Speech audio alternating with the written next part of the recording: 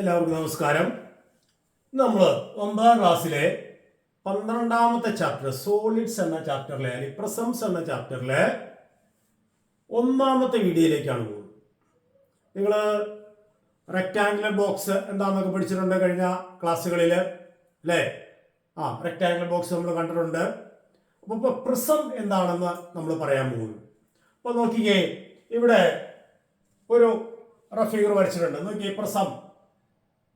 ഈ രണ്ട് മുകളിലും താഴെയുള്ള ഫേസിന് നമ്മൾ പറയുന്നത് ബേസ് എന്നാണ്. ഇത് സ്ക്വയർ ആണ്, ഇതും സ്ക്വയർ ആണ്. അതുകൊണ്ട് ഈ പ്രസത്തിന് നമ്മൾ സ്ക്വയർ പ്രസം എന്നാ പറയുക. കണ്ട്, ഈ രണ്ട് ഫേസ് എപ്പോഴും, അതായത് ഒരു പ്രസത്തിന്റെ ബേസ് രണ്ട് എൻഡ് എപ്പോഴും ഒരേ സൈസിലും ഒരേ ഷേപ്പിലും ആയിരിക്കും. അതായത് ഇപ്പോൾ ഇവിടെ ഇത് സ്ക്വയർ ഷേപ്പാണ്, ഈ രണ്ട് സ്ക്വയേഴ്സും സെയിം ആണ്. അപ്പോൾ അതുകൊണ്ട് ഇതിനെ സ്ക്വയർ പ്രസ് എന്ന് പറയാം. ഈ മാറ്റി ഫേസ് സൈഡിലുള്ള മറ്റു ഫേസസിന് നമ്മൾ പറയുന്നത് ലാറ്ററൽ ഫേസസ് എന്നാണ്, പാർശ്വമുഖങ്ങൾ എന്ന് പറയും.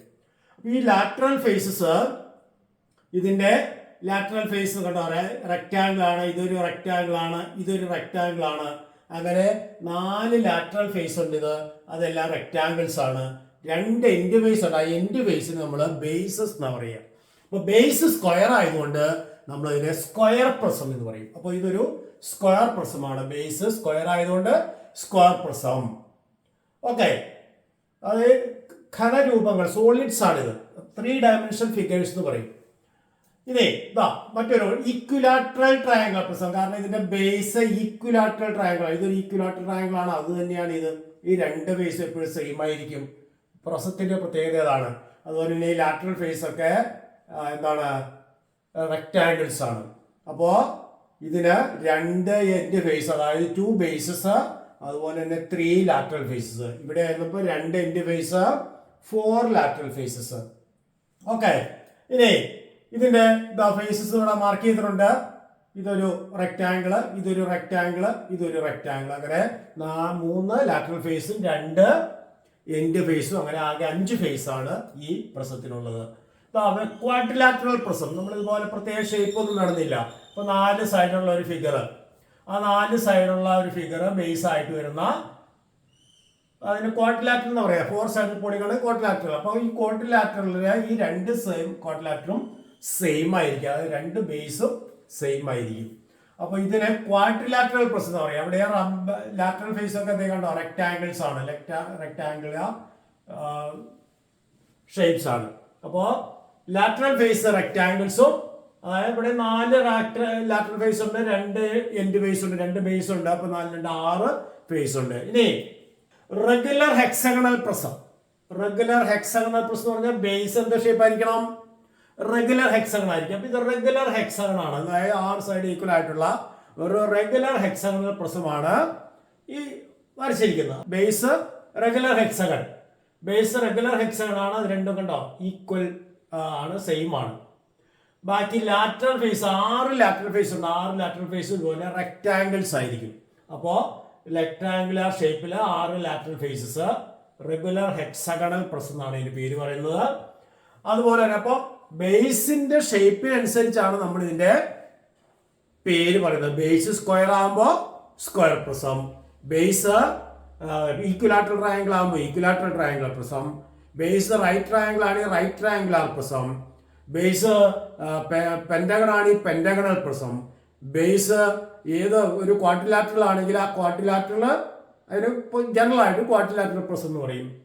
ബേസ് ഹെക്സഗണൽ ആണെങ്കിൽ ഹെക്സഗണൽ പ്രസം, ഈ റെഗുലർ ഹെക്സഗൺ ആണെങ്കിൽ റെഗുലർ ഹെക്സഗണൽ പ്രസം എന്ന് പറയും. അപ്പോൾ ഇവിടെ കുറച്ച് എക്സാമ്പിൾസ് മാത്രമേ ഇതിൽ മാർക്ക് ചെയ്തിട്ടുള്ളൂ. അപ്പോൾ സ്ക്വയർ പ്രസം, ബേസ് സ്ക്വയർ ആയതുകൊണ്ട്, ഈക്വിലാറ്ററൽ ട്രയാങ്കിൾ ബേസ് ആയതുകൊണ്ട് ഈക്വിലാറ്ററൽ ട്രയാങ്കിൾ പ്രസം, ക്വാഡ്രിലാറ്ററൽ ബേസ് ആയതുകൊണ്ട് ക്വാഡ്രിലാറ്ററൽ പ്രസം, ഇത് റെഗുലർ ഹെക്സഗണൽ പ്രസം. വേറെ ഒരു ക്യൂബോയിഡ് നമ്മൾ നേരത്തെ പഠിച്ച റെക്ടാങ്കുലർ ബോക്സ്, അതിന്റെ ഒരു റെക്ടാങ്കുലർ ബോക്സ് ഇവിടെ മാർക്ക് ചെയ്തിട്ടുണ്ട്. ഇതിന്റെ വോളിയം എന്താണെന്ന് നമ്മൾ നേരത്തെ പഠിച്ചിട്ടുണ്ട് അല്ലെ? റെക്ടാങ്കുലർ ബോക്സിന്റെ വോളിയം, എന്താണ് അതിന്റെ വോളിയം എന്ന് പറഞ്ഞാൽ മീനിങ്? അതിന്റെ ഇതിനെ ഇങ്ങനെ യൂണിറ്റ്സ് ക്യൂബ്സ് ആയിട്ട് മാറ്റുക. യൂണിറ്റ്സ് ക്യൂബ്സ് ആയിട്ട് മാറ്റുമ്പോൾ എത്ര യൂണിറ്റ് ക്യൂബ്സ് ആയിട്ട് ഇതിനെ മുറിക്കാമോ അതാണ് അതിന്റെ വോളിയം എന്ന് പറയുക. അപ്പൊ നോക്കിയേ, ഇതാ ഈ ലെങ്ത് വൈസ് 4 യൂണിറ്റ് ആണ്. അപ്പോൾ 4 ക്യൂബ്സ് ഇതുപോലെ യൂണിറ്റ് ക്യൂബ് എന്ന് പറഞ്ഞാൽ 1 സെന്റിമീറ്റർ 1 യൂണിറ്റ് സൈഡ് വരുന്ന ക്യൂബ്സ് ആയിട്ട് ഇങ്ങനെ മുറിക്കാം. അപ്പൊ 4 ഇങ്ങനെ വന്നു. അങ്ങനെ എത്ര എണ്ണം ഉണ്ട്? ഇങ്ങോട്ട് 3 വരും. അപ്പോൾ ഒരട്ടിയിൽ 4 × 3 12 വരും. അങ്ങനെ 12 വീതം മുകളിലേക്ക് ഇങ്ങനെ അട്ടിയായിട്ട് ഇടുകയാണ്. അപ്പൊ നോക്കിയേ, ഇങ്ങനെ മൊത്തം എത്ര വന്നു? 4 × 3 12, 12 × 3 അട്ടിയുണ്ട്. അതായത് 4 വീതം 3 നിര, അത് അങ്ങനെയുള്ള 3 അട്ടി. അപ്പൊ 4 × 3 × 3 അങ്ങനെയാണ് ഇതിന്റെ വോളിയം എന്നായി പറയുക. ഇതിനകത്ത് എത്ര യൂണിറ്റ്സ് ക്യൂബ്സ് ഉണ്ട് എന്നുള്ളത് അതിന്റെ വോളിയം എന്നാ പറയുക. അപ്പോ ഈ റെക്ടാങ്കുലർ ബോക്സിന്റെ വോളിയം എന്ന് പറഞ്ഞാൽ 4 × 3 × 3 ആണ്. 4 ലെങ്ത്, 3 ബ്രെഡ്ത്ത്, 3 ഹൈറ്റ്. അപ്പൊ length into breadth into height എന്ന് പറയുന്നതാണ് volume of A rectangular box അല്ലെങ്കിൽ ക്യൂബോയിഡ്. അപ്പോൾ അതുപോലെ അതായത് ഇപ്പൊ ഇതിന്റെ വോളിയം എന്ന് പറഞ്ഞാൽ ഇതിനകത്ത് എത്ര യൂണിറ്റ്സ് ക്യൂബ്സ് ഉണ്ടെന്നാണ് നോക്കുന്നത്. ഇതിന്റെ വോളിയം എന്ന് പറഞ്ഞാൽ ഇതിനകത്ത് എത്ര യൂണിറ്റ്സ് ക്യൂബ്സ് ഉണ്ട്. അപ്പൊ നമ്പർ ഓഫ് യൂണിറ്റ്സ് ക്യൂബ്സ് ആണ് ഇതിന്റെ വോളിയം എന്ന് പറയുന്നത്. പറഞ്ഞാൽ ഇതുപോലെ എത്ര യൂണിറ്റ്സ് ക്യൂബ്സ് ഇതിനകത്ത് ഒതുക്കാൻ പറ്റും എന്നുള്ളതാണ് ഇതിന്റെ വോളിയം. അല്ലെങ്കിൽ ഇതിനെ എത്ര യൂണിറ്റ്സ് ക്യൂബ്സ് ആയിട്ട് മുറിക്കാൻ പറ്റും എന്നുള്ളതാണ് ഇതിന്റെ വോളിയം എന്ന് പറയുന്നത്. ഓക്കെ, അപ്പൊ നമ്മള് വിവിധ തരം പ്രിസംസ് എന്താണെന്നാണ് പറഞ്ഞത്. അപ്പൊ പ്രിസത്തിന്റെ പേര് കൊടുക്കുന്നത് അതിന്റെ ബേസിന്റെ ആകൃതി അനുസരിച്ചാണ്. ബേസ് സ്ക്വയർ ആണ് ഈ സ്ക്വയർ പ്രിസം, ബേസ് റെക്ടാംഗിൾ ആണ് ഈ റെക്ടാംഗുലർ പ്രിസം. റെക്ടാംഗുലർ പ്രിസത്തെ ക്യൂബോയിഡ് എന്ന് പറയും. അതിന്റെ വോളിയം വോളിയം എന്താണെന്നുള്ള കൺസെപ്റ്റ് നമ്മൾ പറഞ്ഞു കഴിഞ്ഞു. അതിൽ എത്ര യൂണിറ്റ്സ് ക്യൂബ്സ് ഉണ്ടെന്നുള്ളതാണ് അതിന്റെ വോളിയം. അപ്പൊ റെക്ടാംഗുലർ ബോക്സിന്റെ ലെങ്ത്, ബ്രെഡ്ത്ത്, ഹൈറ്റ്, ഇപ്പൊ ലെങ്തും ബ്രെഡ്ത്തും ഹൈറ്റും കൂടി മൾട്ടിപ്ലൈ ചെയ്താൽ കിട്ടുന്നതാണ് റെക്ടാംഗുലർ ബോക്സിന്റെ വോളിയം എന്ന് പറഞ്ഞു.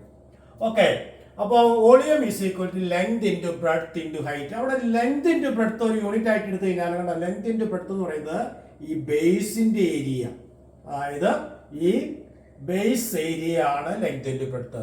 അപ്പൊ length into breadth into height, അപ്പൊ ബേസ് ഏരിയ ഇൻറ്റു ഹൈറ്റ് എന്ന് പറയാം.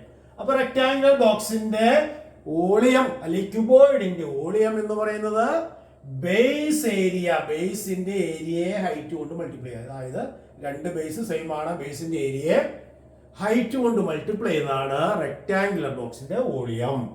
അപ്പോൾ ബേസ് ഏരിയ ഇൻറ്റു ഹൈറ്റ്. ഇനി നോക്കിയേ, ഈ റെക്ടാംഗുലർ ബോക്സിനെ നമുക്ക് ഇതിനെ ഈ ഡയഗണലിലൂടെ എങ്ങനെ കട്ട് ചെയ്യാന്ന് വിചാരിക്കുക. അങ്ങനെ കട്ട് ചെയ്യുമ്പോൾ രണ്ട് ബോക്സ് 2 പ്രസമായിട്ട് ഇങ്ങനെ മൂവ് ചെയ്യിക്കാം കേട്ടോ. 2 പ്രസം കേട്ടോ.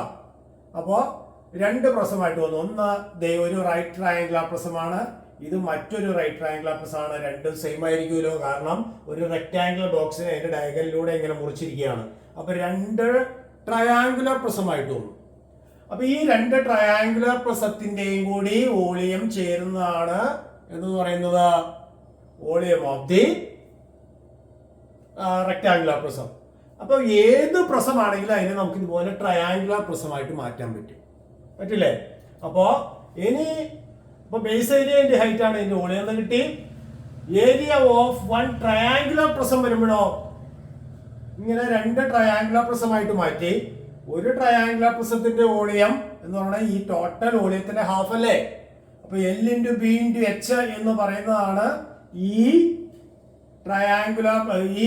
റെക്ടാങ്കുലർ പ്രസത്തിന്റെ വോളിയം. അതിന്റെ ഹാഫ് ആണ് ഇത്. അപ്പോ half into L × B × H എന്ന് നമുക്ക് പറയാം. കാരണം ഒരു ട്രയാങ്കുലർ പ്രസത്തിന്റെ വോളിയം എന്ന് പറയുന്നത് ഈ ട്രയാങ്കിള് ഈ മൊത്തം വോളിയമായ LBH ഹാഫ്. അപ്പൊ ഹാഫ് ഇൻറ്റു LB × H. അത് നമുക്ക് ഹാഫ് LB × H എന്ന് എഴുതാം. ഹാഫ് LB എന്ന് പറയുന്നത് ഹാഫ് BH, അതായത് ഈ ട്രയാങ്കിളിന്റെ ഏരിയ ആണ്. അപ്പൊ ബേസ് ഏരിയ, അവിടെയും ബേസിന്റെ ഏരിയ ആണ് ഹാഫ് BH. അപ്പൊ ഹാഫ് L × B എന്ന് പറയുന്ന ട്രയാങ്കിളിന്റെ ഏരിയ ഇൻറ്റു ഹൈറ്റ്. അപ്പൊ ബേസ് ഏരിയ ഇൻറ്റു ഹൈറ്റ് തന്നെയാണ് ട്രയാങ്കുലർ പ്രിസത്തിന്റെയും വോളിയം. അപ്പൊ റെക്ടാങ്കുലർ പ്രിസത്തിന്റെ volume base area into height, triangular പ്രിസത്തിന്റെ volume base area into height ആണ്.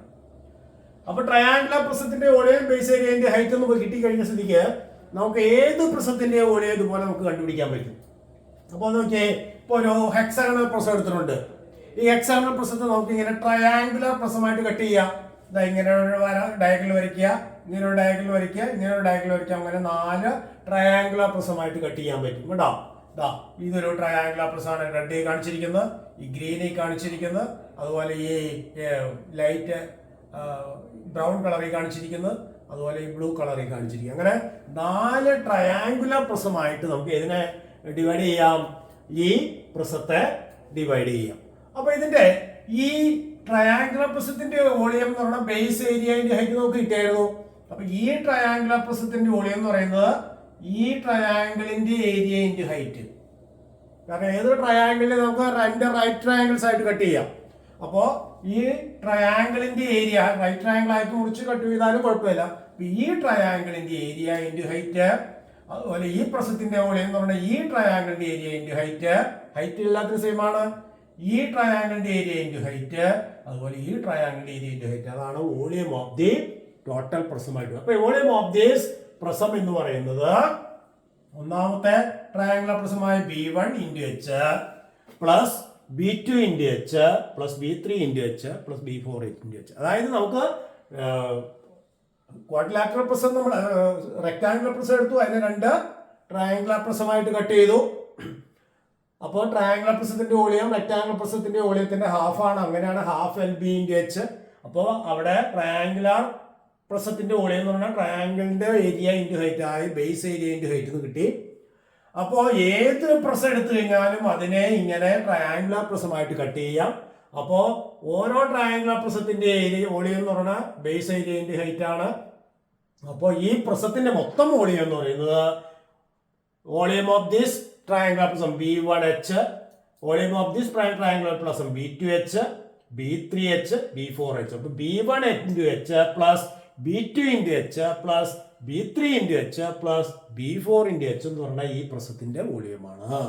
അപ്പോൾ അവിടെ എല്ലാത്തിനും H കോമൺ വെളിയിൽ എടുത്തു. അപ്പോൾ B1 plus B2 plus B3 plus B4 into H. അവിടെ B1 plus B2 plus B3 plus B4 എന്ന് പറഞ്ഞാൽ ഈ ബേസ് ഏരിയയാണ്. അപ്പൊ അവിടെ നമുക്ക് കിട്ടി ബേസ് ഏരിയ ഇൻറ്റു ഹൈറ്റ്. അപ്പോൾ ഏതൊരു പ്രസം എടുത്തു കഴിഞ്ഞാലും അതിന്റെ വോളിയം എന്ന് പറയുന്നത് ബേസ് ഏരിയ ഇൻറ്റു ഹൈറ്റ് ആയിരിക്കും. ക്ലിയർ ആയ പറഞ്ഞത്? അപ്പോ ബേസ് ഏരിയ ഇൻറ്റു ഹൈറ്റ് എന്നുള്ളത് കാരണം ഏത് പ്രസത്തെയും നമുക്ക് എന്താക്കി മാറ്റാം? ചെറിയ ട്രയാങ്കുലർ പ്രസംസ് ആക്കി മാറ്റാം. ആ ട്രയാങ്കുലർ പ്രസത്തെ റൈറ്റ് ട്രയാങ്കുലർ പ്രസമാക്കി മാറ്റാം.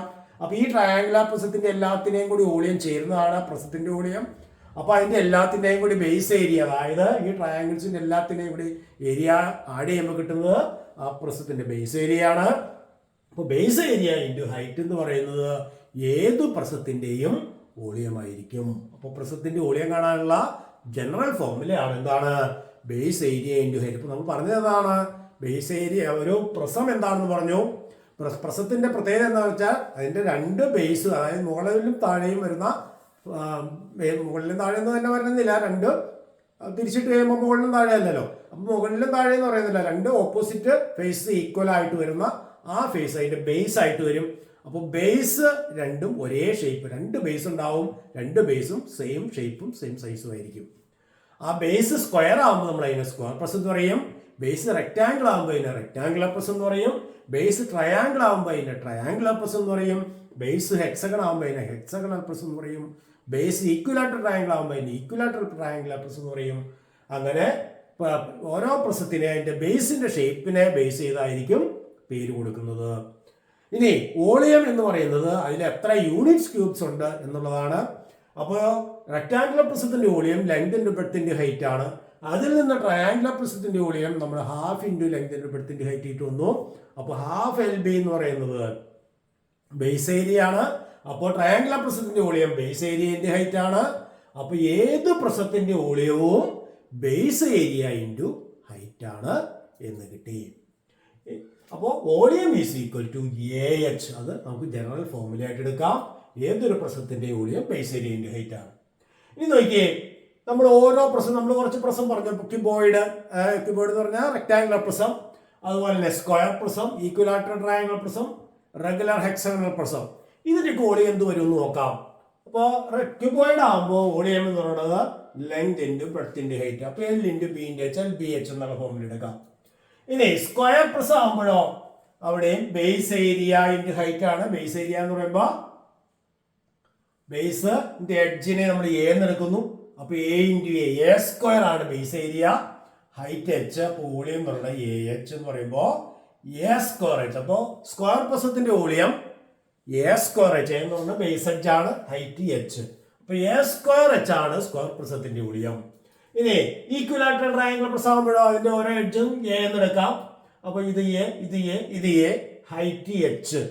അപ്പൊ ഇവിടെ ഈക്വിലാറ്ററൽ ട്രയാങ്കിൾ ആണ് ബേസ്. അപ്പൊ ബേസ് ഏരിയ എന്ന് പറയുമ്പോൾ നമ്മൾ പഠിച്ചിട്ടുണ്ട് ഈക്വിലാറ്ററൽ ട്രയാങ്കിളിന്റെ ഏരിയ √3a²/4. അപ്പൊ √3a²/4 ബേസ് ഏരിയ ആണ് ഇൻറ്റു ഹൈറ്റ്. അപ്പൊ √3a²/4 ഇൻറ്റു എച്ച് അതാണ് വോളിയം. അപ്പൊ √3a²/4 ഇൻറ്റു എച്ച് എന്നോ അല്ലെങ്കിൽ √3a²h/4 എന്നോ എടുക്കാം. അപ്പൊ ഈക്വിലാറ്ററൽ ട്രയാങ്കിൾ പ്രസവത്തിന്റെ വോളിയം എന്ന് പറയുന്നത് √3a²/4 എച്ച് ആണ്.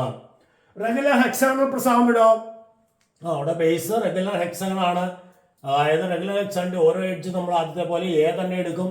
അപ്പൊ ഇത് എ, ഇത് എ, ഇത് എ, ഹൈറ്റ് എച്ച്. അപ്പോ റെഗുലർ ഹെക്സാഗണിന്റെ ഏരിയ എന്ന് പറയുന്നത് 6 ഇൻറ്റു √3. അത് 6 ഈക്വിലാറ്ററൽ ട്രയാങ്കിൾ ആയിട്ട് ചേരുന്നതാണ് റെഗുലർ ഹെക്സാഗൺ എന്നൊക്കെ നമ്മൾ പഠിച്ചിട്ടുണ്ട്. അപ്പൊ 6 ഇൻറ്റു √3a²/4 ആണ് റെഗുലർ ഹെക്സാഗണിന്റെ ഏരിയ. അപ്പൊ റെഗുലർ ഹെക്സാഗണിന്റെ ഏരിയ ഇൻറ്റു ഹൈറ്റ്. അപ്പൊ 6√3a²/4 ഇൻറ്റു എച്ച് അല്ലെങ്കിൽ 6√3a²h/4 ആണ് volume of A regular hexagon. അപ്പോൾ ഇന്നത്തെ ക്ലാസ് എല്ലാവർക്കും മനസ്സിലായെന്ന് വിചാരിക്കുന്നു. Thank you.